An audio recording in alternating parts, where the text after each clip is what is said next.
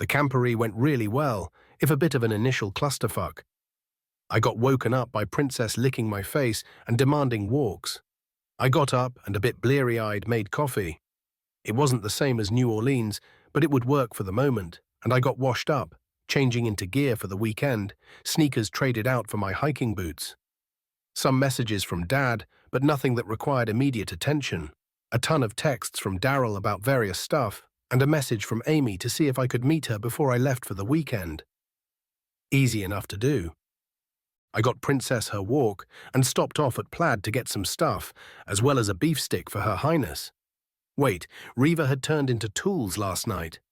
I'd been in deep focus while I'd been working, but as far as I'd known, it only turned into weapons.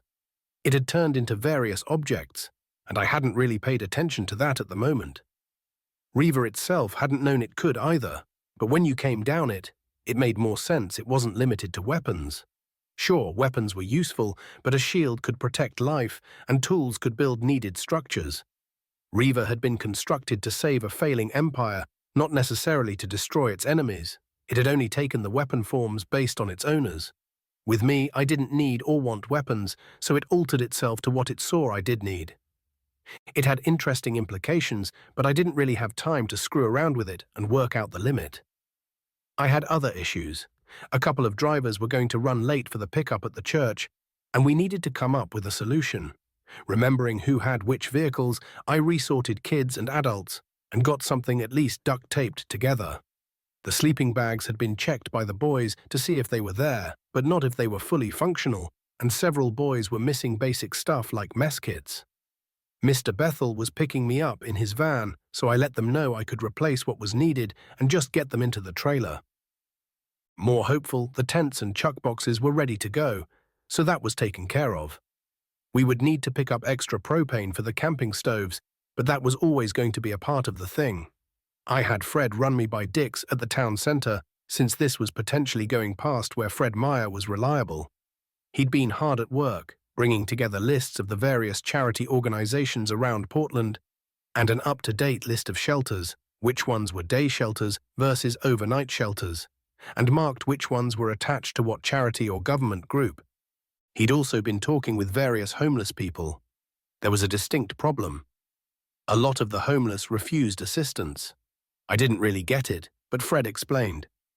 Centrally, the homeless had gone through so many failed programs, so many false hopes, that it was easier to just reject the help out of hand than it was to potentially lose what little they did have on someone's pipe dream, or get it yanked away to some asinine provision. That was going to be a big obstacle, but there was little I could do about it in the current moment. The mall sale hadn't quite gone through yet, so I had no way to offer a more permanent solution. Princess had a moment of barking at Samson, who took one look at the puppy in front of him and barked back once, then pawed her over. Understanding of the power structure firmly secured, Princess took to following Samson around. We'd need to work on her dog etiquette when I got back. I got everything, plus some extras, just assuming that some of the boys would have forgotten to mention something missing, and while I was at the mall, ducked into Barnes & Noble to grab some books on basic sociology, as well as coffee and puppuccinos all around. I managed to get to the school just in time for it letting out and got a little precious time with Amy. It wasn't enough time, but I had a lot going on, so I arranged to come over for dinner Sunday, took some kissing time, and headed off. I was just pulling back in with Fred when Mr. Bethel pulled up with the trailer. I put my backpack in the van, just in front of his ATV, then got Fred to help me load up the trailer. I did a last run-through of the house, and checking over everything, we were ready to roll. Mr. Bethel's van had been rigged for hand controls, allowing him to run both gas and brakes on the steering wheel. He was super excited for the hunting weekend coming up and went over stuff while we got over to the church for final call. A couple of boys ran late, and trying to keep everyone in line while we waited on a Friday was a full-time job. Finally, with everyone accounted for, we got going, and then had to pull off, because one of the drivers had forgotten to get gas. I was using a group of walkie-talkies to talk to a designated person in each car, so we could talk quicker and easier than having to call on the phones, and finally we pulled into the campsite. Once everyone was parked and boys were rounded up, I opened up the trailer and faced the group. All right, guys, we've got a lot to do to get camp ready before dark. But first, I brought some gifts with me.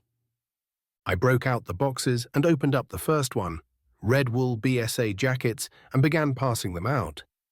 We'd had everyone's shirt sizes at the beginning of the year, and then Box 2 had base layers for everyone. Box 3 was loaded with BSA boonie hats. The guys went nuts, throwing on hats and jackets pretty much immediately. I was just happy everyone was on board with it. From there, we took the trailer to our actual site and offloaded everything we would need. I did have to take everyone through putting up the tent, and then my own built moved around the troop, making sure everyone had theirs together. It was, strictly speaking, more work getting the tents up than the old ones. But the other side of it was that they looked awesome. We grouped everyone by patrols to keep organization simpler, with our main campfire in the middle of camp, and broke out chuck boxes while Russ went with the tenderfoots to get kindling and show them what made for good kindling and firewood. Me and Russ got our own tent along the side of the campfire, and I got moving on dinner as soon as I could. Tonight's dinner was pretty simple, burgers and fries. Russ did his thing with putting together fruit punch and hanging a lamp in the tent, then went to check on everyone else while I got some time to myself. The next morning, we all swore out a bounty on our bugler, in jest, well, half joking, and the adults learned my most important new skill. I could make really good coffee. We broke up patrols and teams for different events, and Russ did notice I wasn't on any of the teams. He went to say something, and I just shook my head. I was having a good time anyway, and the important point was getting together with other scouts, not feeding my ego. While everyone else was out doing their events, I worked on stuff for merit badges. I got signed off on a bunch of badges, not least of which was cooking and woodworking. One of our female leaders, Miss Owens, shed a tear about her son Robbie being so damn happy with his new gear. She talked about it with Mr. Bethel. They'd wanted to get him better stuff, but it was just too much. I felt good and bad. Good that I could help, but bad that the help was needed, even so close to home. I got to feel better as the day went on. My troop was cleaning house at events, placed first multiple times and at least top 3 for the rest. Chef's smell was mostly an honorary, but I'd worked with the guys, Mojo pork, maduros, and elotes with a caramel flan for dessert. Due to people abusing chef's smell, bringing in specific custom ingredients for just the competition, a hard rule had been passed that whatever was being entered into the competition had to be cooked for the entire troop, not just the competition. It kept some of the more asinine shit at bay, like making filet mignon and lobster tail. As long as we could produce it for everyone using what we had at camp, though, we were in the clear. I took Russ through the pork, which needed time to marinate, while I explained flan to the younger ones. Maduros were mostly a matter of the cook itself, rather than needing a ton of ingredients, and the only other remaining point was the rice that would be served with the pork. It wasn't fancy, but it was great cuisine, and I took to directing everyone, making sure we were starting cook times to roll it out together rather than cobbling together a piece at a time. The effect, however, was pronounced. I'd taken that talk about seasoning in New Orleans to heart. People could smell our campsite from a ways off, and it was kind of awesome in and of itself. They were getting it, with me just giving direction and the occasional guiding hand from an adult.